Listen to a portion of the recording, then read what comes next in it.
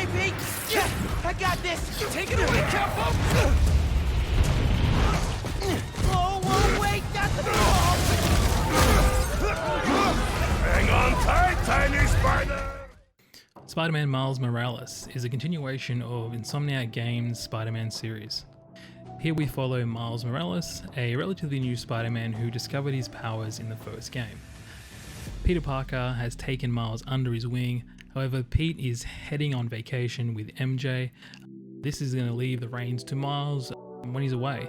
Now Miles during this time is finding that he also has to gain the respect of his community as the new Spider-Man, as they often view Miles as Spider-Man's kid sidekick.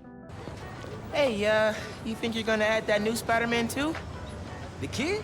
Yeah, maybe. Original's just my guy, you know? Yeah, I know.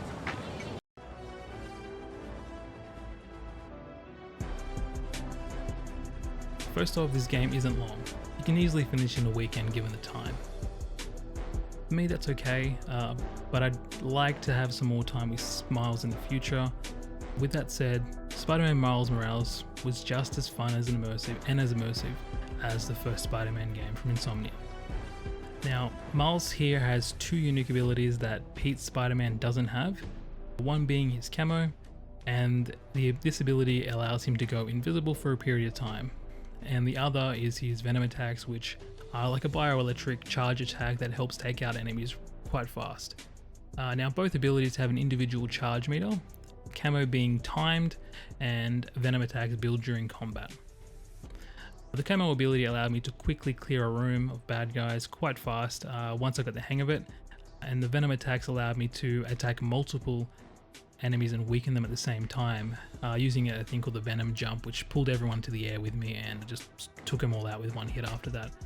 The only area I would have liked to have seen more with Miles Spider-Man are his gadgets. Now, compared to Pete's Spider-Man, I felt Miles lacked the variety that Pete had, but with this though, I found that Miles' venom attacks, I used them more in combat rather than his gadgets, and I found myself using his gadgets in more of the stealth missions.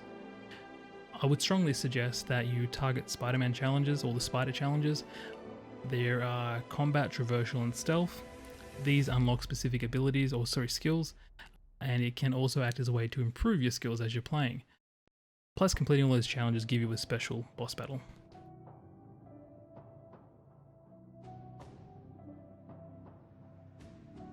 The story is great here. I thought that Miles was a more grounded Spider-Man game compared to the last, and it's probably down to the fact that in the last Spider-Man game, Pete is already an established version of Spider-Man, whereas this story seems to be Miles' first big test as Spider-Man. I also felt that Miles was able to connect more with the community around him, as side characters had a meaningful connection to him, whether it was Haley or Theo from the bodega with his cat Spider-Man.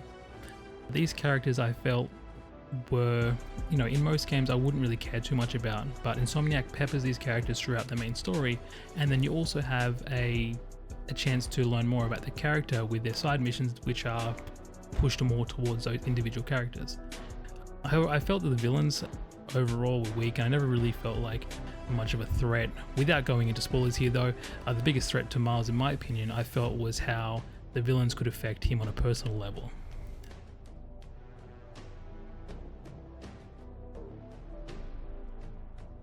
So I've played this through twice now. I played the game through twice now, and that was to gain the Platinum Trophy. The second time through in New Game Plus, you're more of a seasoned player now. You know the buttons, you know some of the strategies, but this time you can go through with all of your abilities, extra strength, and really experiment with new strategies. I personally tried to complete the stealth missions as fast as I could without being detected, and was also disappointed when I was unable to stay undetected. But this added to my confidence. I was able to string together various takedowns using the environment, taking advantage of ceiling and wall takedowns, which I had previously ignored in my first playthrough. But I have to say, it's a great feeling when you can perform a ceiling takedown whilst the other enemies are only a meter or so away, just facing the opposite direction. You can just pull them up and then they're gone. So I'd strongly suggest to experiment and learn all the takedowns and abilities, as there's a whole new satisfaction to be found when defeating a room full of bad guys in such varied ways. As for the end game, once you finish the game, either once or twice whether you play New Game Plus. You continue to get random street crimes popping up, but it's stuff that you've already done. However, playing a little bit more allows you to listen to some unique conversations that you can only have with characters such as your mum or Pete, and these are specific to post-game.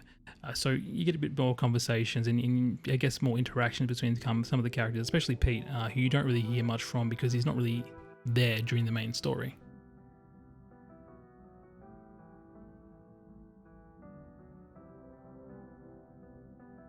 There isn't really much to say. The game looks great. You know, playing on a PlayStation 5, I chose to play with performance mode turned on. I did try the game on fidelity mode, which offers a higher quality textures, ray tracing, but after playing on 60 frames per second, I really couldn't go back.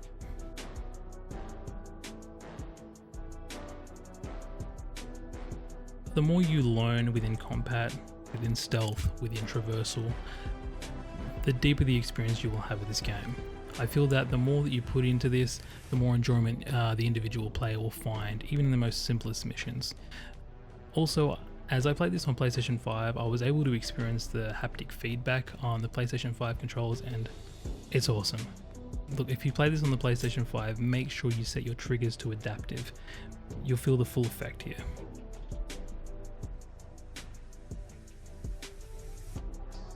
Now in closing, this game has 50 trophies, 1 platinum, 2 gold, 10 silver and 37 bronze. Now for the completionist, this game will take roughly 16 hours. This is to complete the game if you're going for a platinum. It means all the collectibles, all the side missions, and finishing the game in New Game Plus. So you have to have at least 2 playthroughs. Just a side note, with New Game Plus you don't need to complete anything but just the main story. You don't need to do side missions or anything like that. You'll get the trophy just by completing the main story.